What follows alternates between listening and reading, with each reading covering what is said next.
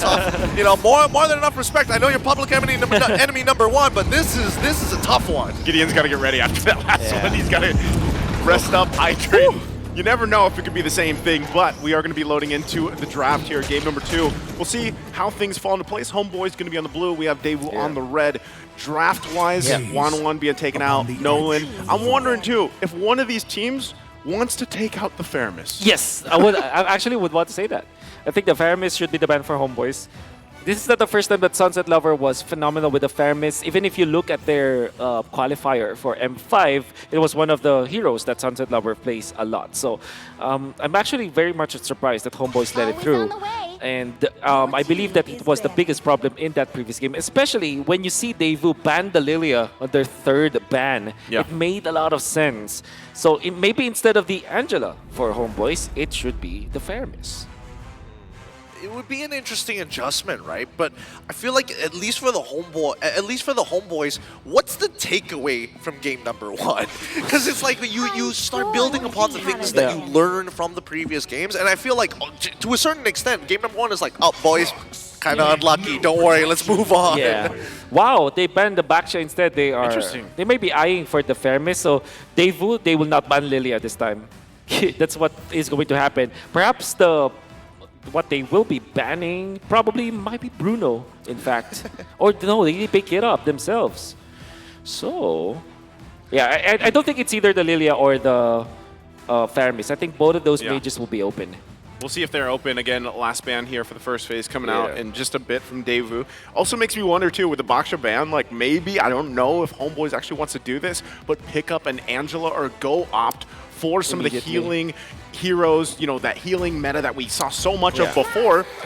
Oh, there's the Angela ban. So, good answer from DEVU. They take that out. Now, yes, Bruno's open. Faramis is here. What do you think, Wolf? Oh, it's Joy instead. Oh, obviously, we forgot about that hero. But then again, that still opens up Faramis and Bruno, which I think it's still pretty good. Yeah. Or, what if DEVU rushes the Minotaur? Maybe perhaps 3rd pick. Minotaur 3rd pick and not just... I mean, I feel like if we really had to force a roamer out now, you might as well just go for something like Kaja or Franco, right? I mean, that's like, you know, maybe this is just me looking at the surface and being like, okay, that's enough for me, right? That's the solid answer. For sure. But that also means DEVU can pick up... that means Bruno and Faramis should be the top priority now. And they're really talking about it. There's also a merit of taking the Valentina earlier on, because it's also a hero that they would... okay, well.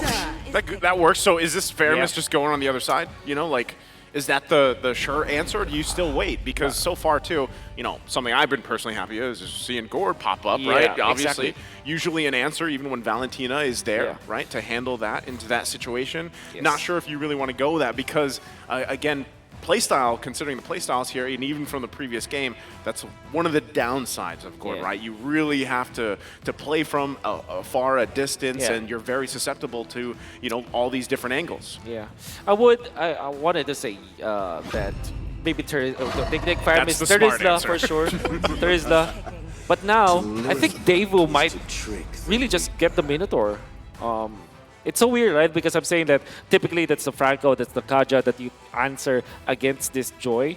But at the same time, I think that DEVU's playstyle is more about like keeping together Carvey, like peeling for Carvey. Surely you can do that with Franco and Kaja, but no other roamer does it better than Minotaur.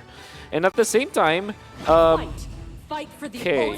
ooh, Hilda to counter the Joy, but this might be too early. I was gonna say, is that a little too early, or is that?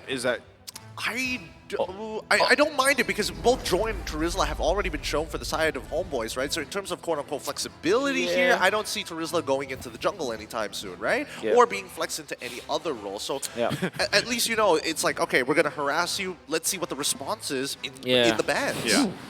They might ban Tigreal eventually, maybe 2nd ban. The first one might be just Cho, because it's a Zorn special.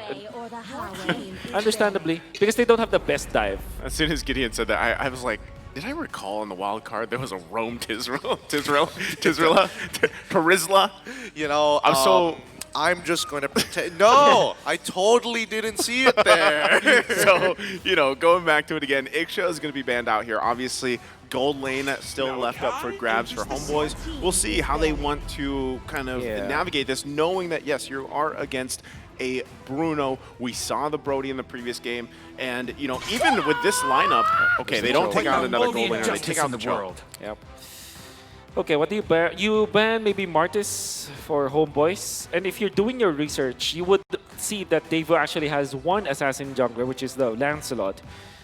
Whether or not that will be the ban, will be, you know, I think it's just between Martis as well as the Lancelot when it comes to the bans, because you want to limit Magister heroes. And to be fair, I think he played the Martis really well the previous game, despite them like losing so much. But I think the general idea of how they wanted to play it just makes sense with that hero. I think that if they really have to decide between these two types of heroes, it's one, do you have the confidence to kind of like make the Lancelot work? And if not, let's just keep to our philosophy on the Martis in general, right? Homeboys, they deny the option. Now it's like, you better be confident now, or you go back to utility junglers. Okay, there's an option for DEVU to go back to the Arlot or Lapu-Lapu for Kid Bomb, but both works well. But there's also the benefit of getting the Edith so that you have additional peel for the for this Bruno. At the same time, you have Shred for the shields of the Faramis. But I think that picking up the Lapu-Lapu is just A-okay for DEVU. Especially because you can use it to kind of deal with the Faramis ultimate. I wonder though if do they pick up something like a Tyroth actually in this particular game? Because that's very bold. Exactly. But it's a massive burst that Joy might not be able to stand. Thorns remain. Nope, there is the Lancelot. Yeah. As expected. Okay, I guess they want to see what the entire composition of what Homeboys want to do before considering the lock-in, right? Because again, as you mentioned before, Arlott is this S-tier pick that's able to kind of really start disrupting your opponents and really isolate the fight in case, you know, we do see this droid kind of dive a little too deep. Yep. I want to see Tigreal for Homeboys. Hopefully not carry, but carry makes sense. I think if you want to win this, you want to pick up the Claude, but it might be countered easily afterwards. But that is kind of the safest pickup coming from Homeboys. It gives you late game. It gives you a way to end the game. If you are concerned about the Hilda, however, you might want to consider picking up the carry. They go Interesting. And there's the So Minotaur. there's the Minotaur you guys were talking about earlier, but this time it's going to be for Homeboys. That's right. Irithyll, again, gets picked up, and for a while, you know, Irithyll was constantly picked up, right, for the most part. And it works also if you think about, you know, you're going to be possibly dealing with Nether Realms from DEVU. When it's stolen, you could work, you know, with the heavy crossbow into that. But still, placement-wise and everything else, you know, things still have to fall in place for them. So, answer-wise is going to be the Lapu-Lapu. Makes total sense. It still is good versus the Irithyll. Obviously massive against the Faramis Nether Realm because of the additional damage that you get out of that. I wanted to also take note that Irithyll is a hero that kind of works with the Minotaur because he kind of slowly siege. It's like a moving box. It's very much alike what the opponents about like a DEVU wanted to do in game number 1. Yeah. So it's like a flip of the switch here.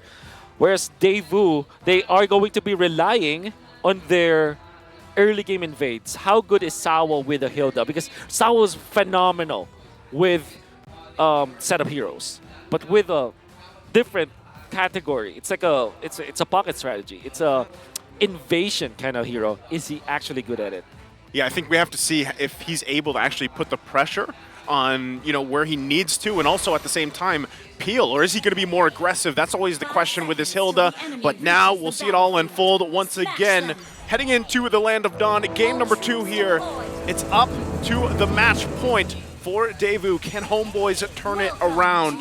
We'll see how it all unfolds once again as both teams get it situated.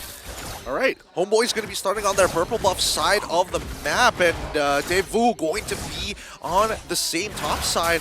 as they start orange. Now, in these types of situations, I'm just hoping, at the very least, the early game is going to somewhat look a lot better for at least for DEVU's fault, right? Because once we start getting into the later stages, that's where I start to get concerned for them, because let's talk about scaling for an example, right? If it does go into that 30-minute level game, then okay, at least Farm Mystic will have value. Homeboys will have, actually both of them will have scaling from their junglers. I would say Joy is much stronger in the latter portions of the game compared to a Lancelot, just because of the AoE damage and the fact that it's magic based. When it comes to gold laners though, we gotta give to Carvey. The last auto attack. Why was the projectile so slow? He already flickered, he thought he was out, but still, first blood falling into the hands of DEVU's Vault, and now Sawo gets to get on top of GB for free. Retribution used this time. So was there? I knew it. So he went for CDR for this for Chibi because he definitely needs that. Okay, who wins this? Who won it? It's Magister. Yep, Magister now having a pretty significant EXP lead over Chibi and is winning a majority of the neutral POIs, right? He's already got the Lethal Wander. He made sure that no invades were actually happening from Chibi's side. And as we start looking at the items here, again, most starts, it's about getting boots quick, right? Nobody's greeting out in their lanes. Nobody's like, I'm going to force out the House Claw as soon as possible, even for the gold laners. And you know what's interesting about it, too, is Sunset Lover this time around, being on this Valentina, you actually can choose, I feel like, relatively from 3 ultimates here, right, from Homeboys. You can work around, depending on the situation. Right now, he's holding onto the penalty zone for this first turtle take. But there's also, obviously, Zorn. You can also use a Nether Realm. We'll see how they all play out, though. Yep, here we go. Brim's Fighter already on. And, ooh, straight away, having to force out the Nether Realm to protect Subba. Penalty zone not canceled, now gets on in. Especially for Chibi, electrifying beat so close to killing Kid Bomba. They don't find the trade. Kid Bomba gets the shield and manages to walk away somehow, some way. Warlord on the run, and Magister going to commit. Zorn finally getting 4 and getting them in no Fury, allowing GB to find his own trade against the Magister himself. Looking to run around, but Sawo, with the power of the Wilderness Blessing, he is just so tanky and he sustains through all of the damage. Still is a lead for DEVU though. So they are able to get the first blood, and not only that, they are faster when it comes to like farming. Then again, Homeboys, the fact that they took out Magister, that's actually something of a positive note for Chibi, because it kind of means that there's a little bit of slowdown where it comes to the farming of the Lancelot.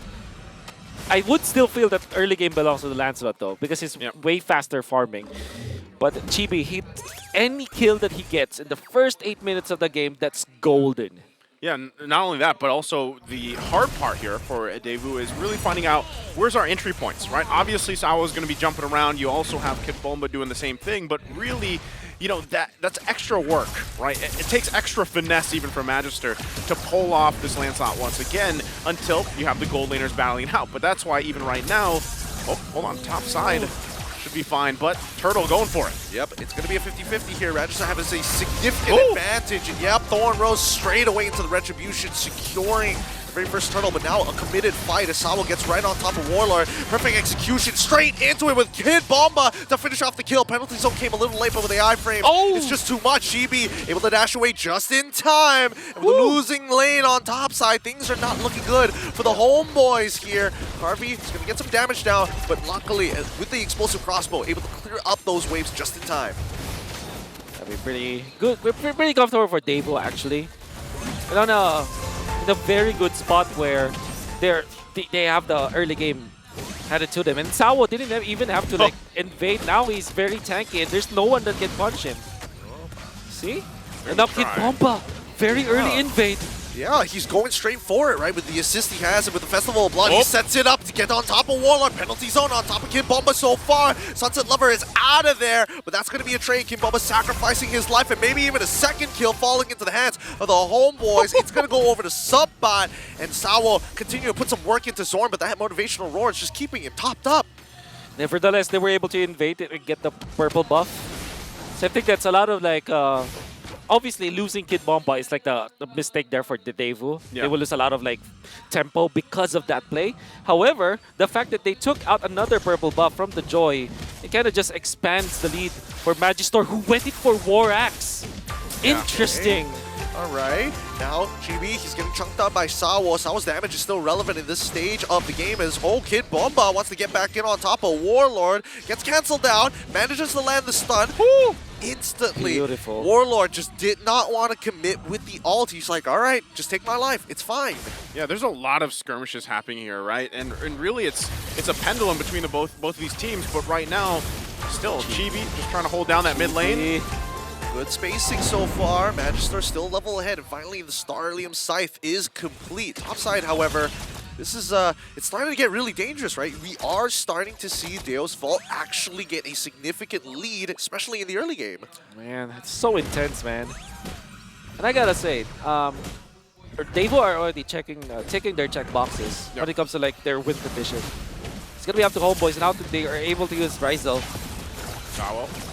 He's done some significant damage. Kid Bomba will be able to take the tier 1 down on the bot side of the map. The tempo seems to be very, very different for both of these sides, and Magister very confident he could get back in. They're trying to slow him down, electrifying beats. They take away the turtle, but I don't think they will really mind. Take the turtle. That's not exactly our biggest priority. Yep. Just take it away. They have a comfortable lead at this point. 6.5 minutes in, 2K ahead. They're working. They're putting pressure on Chibi. They're trying to slow him down a little bit. Again, one of the strengths of this Joy is how fast you can farm, but also, like this, Zorn in trouble.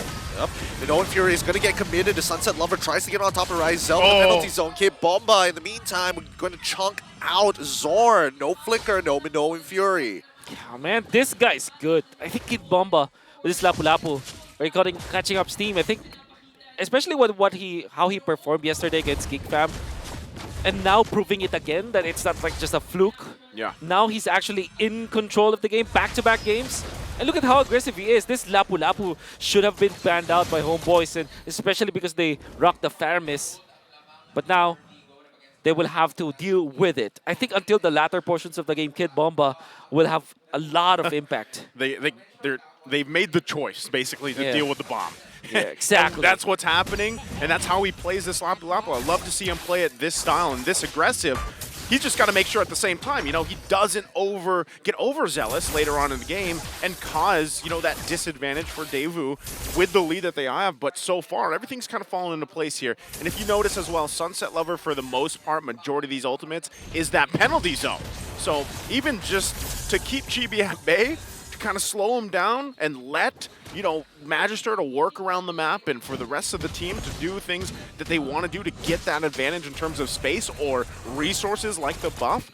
This is all part of the plan here for DEVU. Yeah, it is a little part and parcel for them, right? I feel like, especially for DEVU, there's no point taking unnecessary risks. The people who you want to get ahead are getting ahead. People like Carvey, for an example. Magister, even though he's died 2 times, at the very least, Kid Bomba is making a name for himself on the opposite side of the map. Now, Magister is going to go for the split push as the Lord has already spawned, and it's really not going to result to much as he still maintains his lead over Chibi. Very smart base. Now, I think Lord 1 is still DEVU-sided. Let's just say that there's no lead whatsoever. It's just natural. I think that overall, Homeboys don't necessarily have enough tools to deal with it, especially because they're rocking the Joy anyways. They're going to have to wait for level 2 Lord, where both of the junglers are already maxed out when it comes to EXP. And obviously, you have 3 items up on Chibi, which kind of hurts a lot. Like, nobody can stay in front of the Joy anymore. So that's gonna be the timing that they will be waiting for. We'll see how they all play out. Again, first Lord here. We'll see if DEVU is able to secure it. But Zorn could be the starter of this fight. Kid Bomba going to jump in. Oh, Flicker on Flicker. Yeah, it's looking good. He gets on top of Warlord. He should be able to secure this kill, no problem. No, jumps in, doesn't get the kill at all. NetherRealm already been slowed away by the IMU. Zorn goes in for the Minoan Fury. Suppa comes in with the penalty zone to slow them down. They don't find any trades, but Zorn is already dead. No Flicker as well. They get one more into Suppa as well. And Deo's Fall just punishing the Homeboys tit for tat every single time. Sunset Lover, can he survive? No. Okay. No, Chibi runs him down with electrifying beats, and they will be able to secure this Lord with no issues, no contest whatsoever.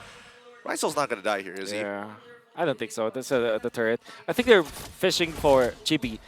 Speaking of tit for tat, Gideon, I like what DEVU is doing. Because the way that they drafted this, they have the Hilda to initially deal with the Joy, but now he can actually be in front of Ryzel. That's why I thought that the Claude might be a better pickup, because you can see how many problems this Irithel has to face. He's not even picking up something like Demon Hunter Sword to kind of deal with the Hilda. So Hilda is just staying in front of the Irithel, which kind of alleviates the pressure onto Kid Bomba because Kid Bomba is usually designated to the gold laner. Yeah. Now he can be what he is designated to be, which is to be a problem for the Theramis instead. Yeah, not only that, but again, the assertiveness from Kid Bomba is really working out for a lot of these team fights to break out where it gives them that space advantage to work around with. Now, it is only the first Lord. They're going to go ahead and make it work as much as they can, get a couple turrets, and work around the map. But really, Homeboys is kind of scrambling, right? They're playing to the tune of DEVU right now. Now, the one thing that could really change that as well is if they're able to get a great Minoan Fury off, once especially that flicker is available, because so far, guys, we haven't seen the gold laner shine just yet, right? This is a Wind of Nature being picked up for Ryzel. He could turn the tide of some of these fights if there's an overextension even from DEVU. Yep, electrifying beats coming out from Chibi's side, and as you mentioned before, right at the beginning of the game, that Homeboys want to kind of play around this box, right? DEVU's Fall, on the other hand, now kind of devolving to that strategy, especially since there are no more tier 2s to actually worry about. It's just inhibitor turrets left. They have all the control that they need. This is the real benefit when you get the Bruno, especially if you go ahead. I think that Lapu-Lapu really is the problem right now. Huh. Right now, Sawa just going to chase down Chibi here. Uh-oh. Understood there. Perfect execution already coming out as well. Kid Bomba not going to pull the trigger just yet, but it looks like now is the time that he goes back in. He's got the damage reduction as he's going in and making sure that at the very least he is going to try and force out some resources, right? You can see the rotation from the mid lane, from Sunset Lover, as well as Carvey, and they recognize that. Ryzel is able to steal a tier 2 in the meantime. Electrifying beats finds Sunset Lover as Sawo takes the kill onto Chibi. Is that worth, Wolf? At least Chibi gets something there, takes Sunset Lover. Yeah, I guess if you think about it, like the grand scheme of things, yes. And fortunately, the shutdown goal was given to a roamer, so it's not like as devastating as it would be. Was it worth it? It's probably break even at best. Okay, well, with that, Carvey also picking up Malefic Roar. This is going to pay dividends for him because we've seen some of the damage being output here, especially with this even Minotaur on the inside. Okay, hold on. He was actually... Ryzel got it. Yeah, Ryzel was able to get it. So with all this, Chibi will now spawn second Lord here up. So they should be able to contest it, right? With the things falling in place, itemization-wise as well. Yes, it's nearly a 7K gold deficit that they're working against, but obviously they still want to go and try to contest this. But look at the positioning here from Sawo. Yep. It's a problem now. This Ryzel is important. Yep, he's going to make sure that Ryzel is getting monitored each step of the way, and now they start intercepting them inside their own jungle, right? Supply get brought down to 50% of his HP as Sunset Lover and Kid Bomba start taking space by that L bush, and now that Tri-Brush is cleared, and more importantly, they have an idea of where Zorn is. DEVU, they're going to back up, take their time with this, and he got the flicker. Yeah, he got the flicker out of him. Okay, I'm surprised that it was Sunset Lover who loses his resources. Still, Sawo waiting patiently there, going to look for his own angle. Penalty zone already jumping in towards that bad line. Kid Bomba is trying to look for his own, but no, all of a sudden, with another realm, and especially with Electrifying Beast, they take down Carvey. Perfect execution getting denied, as now the rest of the team starting to lose. Sapat's down. Kid Bomba, Carvey, and Sunset Lover already down. Deus Fall are scrambling. Magister finds the double kill on towards Warlord's side, but even so, Ryzel, he's trying his best with some nature to buy a little bit more time. Jimmy's back into the fight with another Electrifying Beast. He takes down Sawo. Magister against Chibi in the 1v1 of his life, and Chibi wins it out. It's a wipeout. A costly fight for DEVU as well as Homeboys, but in the end, it's Chibi just winning it all. And I think that the main problem there was the ultimate comment from Sunset Lover was forced out, as well as the flicker. That meant that when they went in for the Netherrealm play, there wasn't any exchange, and that Homeboys just went in together as 4. The Death Ball was there. They have the Retribution. No way, right? Okay, I thought it was happening again. I could see the moment that it was about to happen. Thank goodness it falls into the hands of the Homeboys, and now they've evened up that score. That gold lead shrunk. That's what we're talking about. It really is. If DEVU lets it slip through their hands again, that was a 7K gold lead they had, right? In a moment, just in that exchange, it has now been whittled down pretty much even, right? Across the board. This now, Lord in favor of Homeboy is going to be marching up the top side. And DEVU now has to kind of answer at this momentum from Homeboys. Real quick, itemization, anything specific here, Wolf, coming through? Still lack of DHS from Ryzel. I'm actually concerned about this. Yeah, because now the backline's already getting attacked no by the GB. electrifying beats, but he gets stunned down. Carvey takes him out. No A-OK, no problem. And now this Lord push completely swatted by the backhand of Deus Vult. It's so weird seeing teams like do that all the time. Like they get the Lord and then they decide to go. They decide to go. In between turrets. Yep, in between turrets as well. I mean, it's just... Oh, there it is. DHS finally. Okay, he's doing some good damage onto Sawo's side, but it's still becoming a problem here, right? Because as much as Ryzel wants the free hit, there's just a lot of ways for Deus Vult to get on top of him. And now that Carvey actually has that Winds of Nature, taking on Ryzel in this 1v1 is very much possible. That's right. But that is not what Homeboys is looking for. They want the Joy to take care of Ryzel. And as long as there is no Faramis ultimate, they're going to be, copied NetherRealm. It's going to be A-OK. Yeah, I think this is where, again, as they battle Sword. out here. Oh, Kid Bomba gonna jump in again. Yeah, he's jumping on towards Warlord's side. He's handling him as much as he can. The Zorn is taking as much damage as he can. Ryzel is taking out Kid Bomba, but Minoan Fury does not connect on anybody, even with the committed Flicker 2. So technically, I don't know how worth it that really was.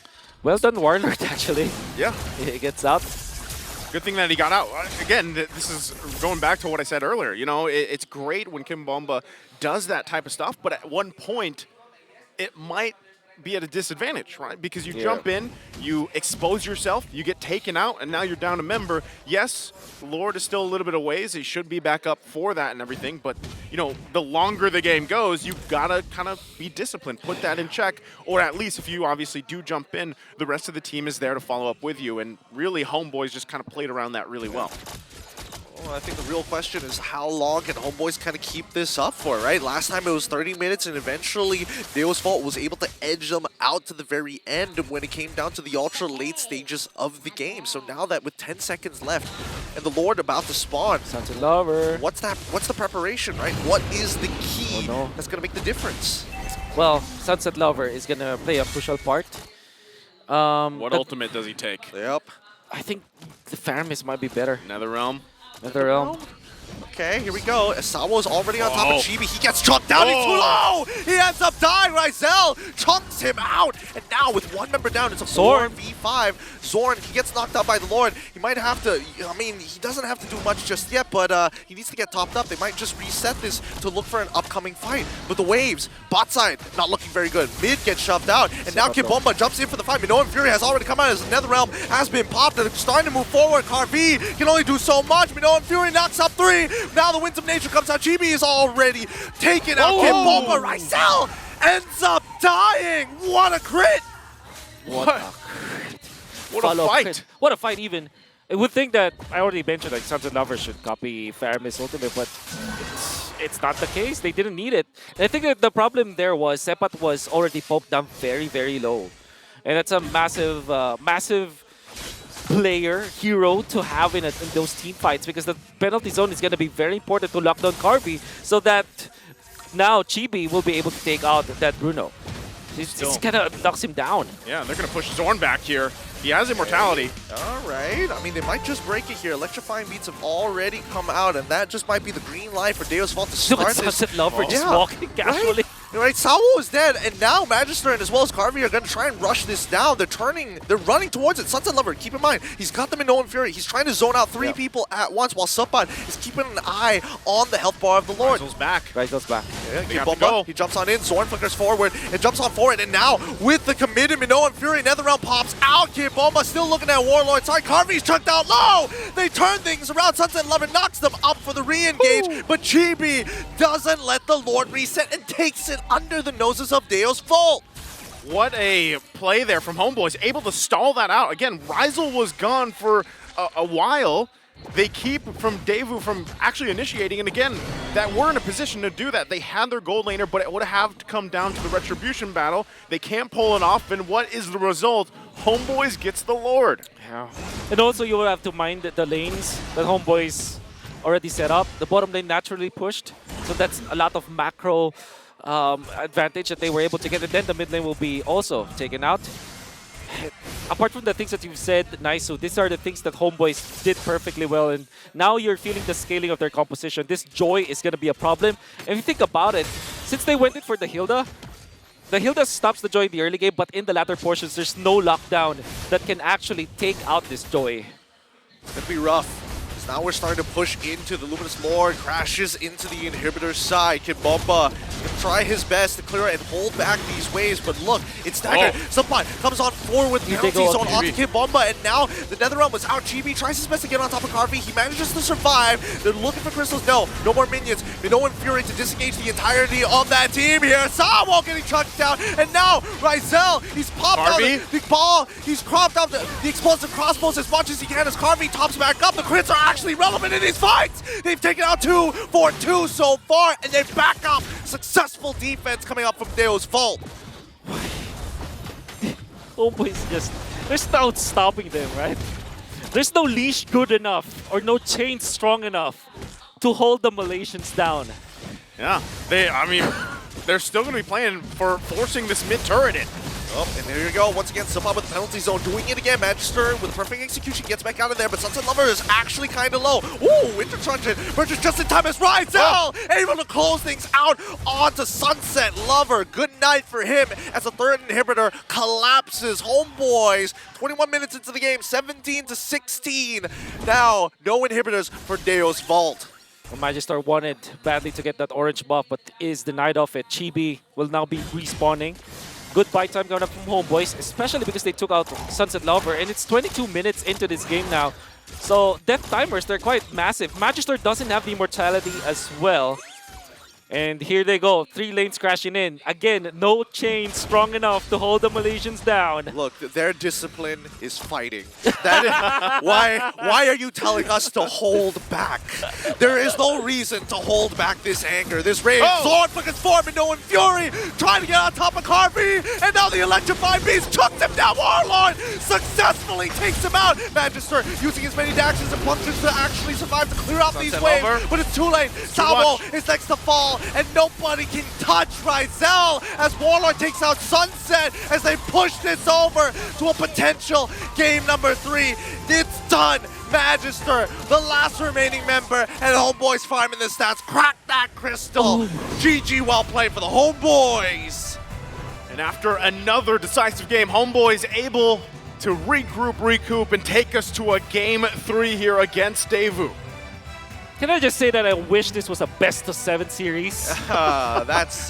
This Gideon? Oh, hey, look, I'm telling you, every time I'm doing play-by-play, it's always got to be the hardest, longest-fought games of all time. We did wish for a game number 3 after watching game number 1. This time, I did not expect it to go this way, especially because of the lineup of Homeboys. But then again, if you dial back in the drafting, when we were talking about the win condition for the side of Deus Vault, it was definitely in the early stages of the game. But for some reason, they lost control of the game, and that's when you feel that this Hilda loses its team. I would say, though, that they were playing so well. I think that their distribution of tasks was good, like Hilda going in for Ryzel, while you see the Lapu-Lapu Kid Bomba was just on point controlling Warlord. But there came a point where Warlord just, went Super Saiyan, it just Ultra Instinct, and he knew where to go. He used the walls to outplay Kid Bomba many times and force him to get back. And in fact, at the 12-minute mark or 13-minute mark onwards, it felt like Kid Bomba didn't have an impact because of how Warlord outplays him. Yeah, not only that, but, as we wait for the MVP here, even Chibi able to play at, again, he was at a deficit, right? Is he the MVP here? Hey, deserving, right? Yeah. We got the camera actions going, but of course, MVP gonna be Chibi. As I was saying, he was at a deficit. There was so much pressure on his jungle, the early rotation and everything else. Right. But you have to remember, a lot of this had to come down also what was Sunset Lever going to take for the ultimates. Chibi did a great job at forcing sometimes even the flickers out early on or forcing Sunset Lever back, and was able to just play from that deficit he had early on. Having to secure the Framis was very important for the side of Homeboys, and they were given that chance. I kind of doubted this Minotaur pick, because there's a Vanity on the opposite end, but my oh my, they played well. Look at this, the first outplay from Warlord, eventually allowing Chibi to get more kills. And the timing of his Netherrealm, hitting up the 3 members of Homeboys, eventually saving the team fight for them. this is one of those turning points, and this was the more important one. When Sunset Lover didn't have the ultimate to copy any, the NetherRealm now allowed them to get into Carvey. The red carpet was already drawn. This eventually will be a very long team fight that only one player survives because of the aggression from Homeboys. Like I said, there's no amount of chains can hold down these Malaysians. Rizal still wanted to fight Sawo, understandably so, but then comes the big boss. Chibi, the only one surviving. Eventually, you'll see the Faramis after this, but it's only because of the cooldown that was out. Then they secured the Lord. Yeah. Another big team fight in here as Chibi will go to the backlines once again. And look at that Shadow Stampede controlling Sunset Lover and Carvey. Right after the penalty zone, you still have the Shadow Stampede. That's just brutal to deal with. Yeah. And the thing that Homeboys did after this play, even though it's like very aggressive, they did not let go of the pressure. They continuously pushed, and Rizal did not die afterwards. So that was actually one of the beautiful things that they did, especially the immortality picked up by Rizal. Eventually, he looks very slow as he's hitting that because of a defensive item, but you already know that he already did his job. And then Chibi was there to close it out. I think, you know, you pointed out some really good stuff, but despite our MVP Chibi going in really, really hard against Cardi, for the most part, because of what he's been doing the entirety of the game, the fact that he has the tenacity, the fact that he has the Rose Gold Meteor, the fact that he has a team that's trying to peel for him, I think that Chibi was only able to get through at least 65% of his HP. The last 35% comes down to both Warlord and Rizal, sometimes even Subpod, to kind of break that shield early on to look for the finisher. Yeah.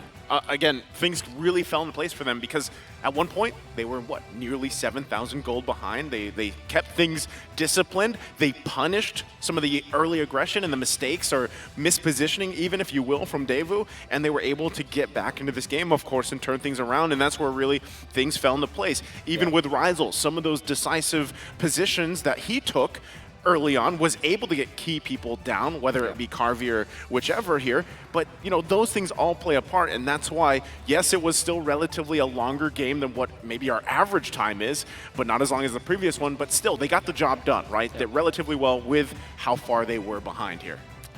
There's so many things that we have to really address in this game, and I think that, you know, if you're a content creator, and probably I would do it, these two games would give you, what, maybe 4 hours worth of analysis, right? Yeah.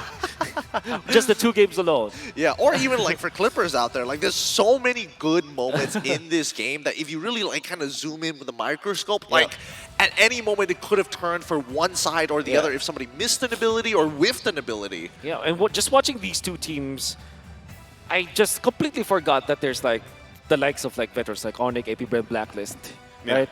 You just forget about them because this is like peak MLBB that you're seeing. Yeah, like with a different, it's like a different flavor of peak. Yeah. Oh yeah. That's what I would call it. Actually, it does kind of remind me of the last time a Malaysian team has fought against an EECA team, which, if I remember correctly, was Todak versus Na'Vi back in M3. Right, that was a 5-game series. That was a 5-game series. Almost I'm not gonna lie, it was kind of similar to this to a certain degree. I gotta say, Sunset Lover and Sawa was there. Yes, they were. By the way, I saw you and LaFell hyperventilating all throughout. Yes, it was not an easy game to watch. It really wasn't, because this EECA as a region, they have quality players. They have quality teams like DEVU, and it's hard to see them come against, you know, our local favorites at the same time. You want both of these teams to rise up and succeed. I just wish there will be like constant like West, like MSC version of the West, you know? Although MSC has evolved to a point where it's starting to get to a point, yeah. But what I'm trying to say is, like, I hope that they also have their own thing, like where all of the, like, NA going up against EECA, all of those teams out there, Farflux eventually, you know, from Turkey, like all of those. Oh, anyways, actually. So you're talking about like MSC 2.0, but different part of the world or something? Something like that. Have to be a different name or something. Or like MWC.